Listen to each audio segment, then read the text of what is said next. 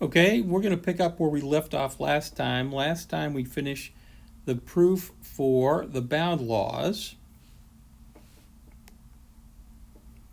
That's the second set of laws that your author talks about. So in particular, we're going to prove the absorption laws. Okay, so what are the absorption laws? Well, one is x plus x dot y is always x. Now, what's the dual law? Well, everywhere I see a plus, I replace with a dot. Now, remember, over here, x dot y happens first. So in its dual, that same piece, x plus y, has to happen first. But here I need parentheses, and over here I don't, right? So that goes back to what I talked about. Put parentheses in to begin with for order of operation and keep them once you change it. But right now I'm just going to prove the absorption law. So we start on one side and we're going to end on the other. Here goes. So I start with x plus xy, but now I write x as x dot 1. Why can I do that? That's one of the identity axioms. And then I can factor out an x by what? One of the distributive axioms. And I get x dot 1 plus y. But now 1 plus y, if you go up to the bound law, anything add 1 is just 1. So 1 plus y by the bound law is just 1. And then x dot 1 is just x by the identity axiom again. All right, so it's important to note that if I needed to prove the bound law first so I could use it down here. If I didn't have the bound law, I couldn't do this. All right, how do you prove the dual? Well, like I've said before, you just take this statement and you dualize it, write the dual, and the reasons don't even change because it's the other piece of the pair.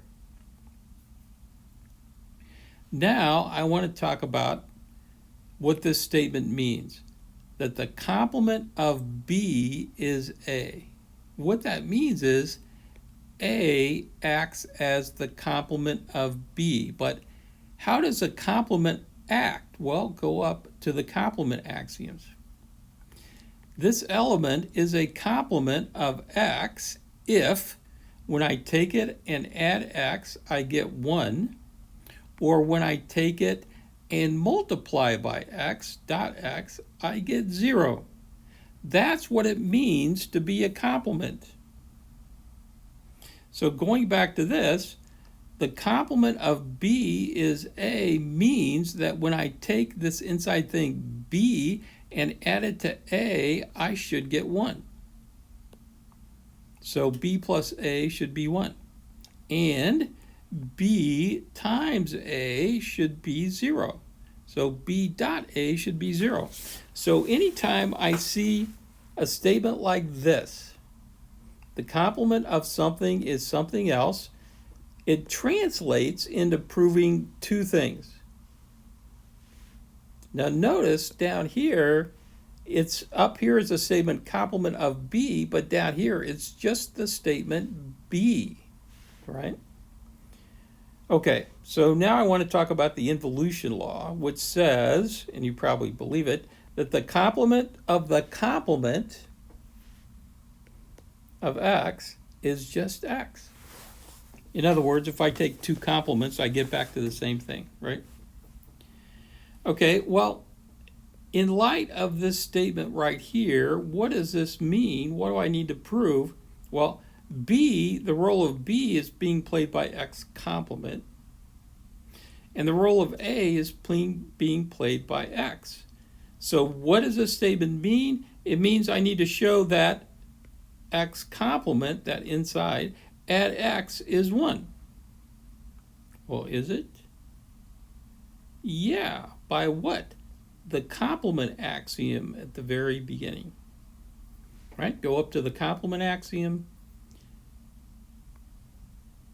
x complement add x is 1, and x complement dot x is 0, right? So why is this statement true? By the complement axiom. And I also have to show that this x prime times this x has to be 0. Well, is it? Yeah, that's the complement axiom again. Hence, proving this is just realizing these two things are already true.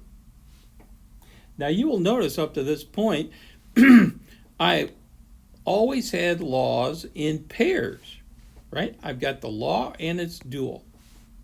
In this case, I just have one law. Why? Because remember, writing the dual is changing plus to dot and ones to zeros. Well, I have no pluses or dots. I have no zeros or ones. So the dual of this statement is exactly this statement back. So there is a dual. It just happens to be the same thing. Hence, there's nothing else to prove. There's only one involution law. Now I'm going to go to number 5, the 0 and 1 laws. And the 0 and 1 laws say this: the complement of 0 is 1, and the complement of 1 is 0. Well, you probably believe that. Okay, but now I'm going to go back to what does this statement mean that the complement of B is A? It means that if I take B and add A, I get 1. If I take B and dot A, I should get 0. All right, so let's go back to this. What do I have to show to prove this? And the answer is I have to show that if I take this inside 0 and add 1, I should get 1. Well, is it true that 0 add 1 is 1? The answer is yeah, and I can think of it two ways. One way is 0 add anything is that thing back. What am I using? The identity axiom. I can also think of it as 1 add anything is 1 back. What is that? One of the bound laws. All right, so this statement is true either by the identity axioms or the bound laws. What else do I need to show? That 0.1 is 0. Well, is it? Is 0.1 0? Yeah. And again, I can see that one of two ways. 1 dot anything is that thing back, so that's the identity axiom. So 1.0 is 0. Or I could look at it as 0 dot anything is 0, and that is one of the bound laws. Remember, the bound laws are what? 1 add anything is 1, or 0 dot anything is 0. So both of these are true, and I'm done.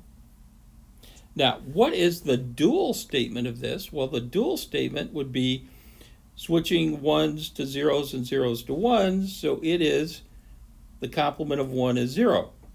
Now, again, what do I need to show? I need to show that 1 add 0 must be 1.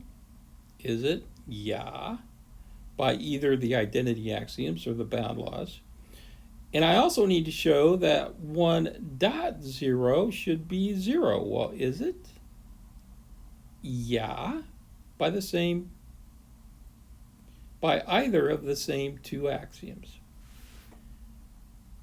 So that has number 5 shown, and in the next video, I think, we're going to prove De Morgan's laws.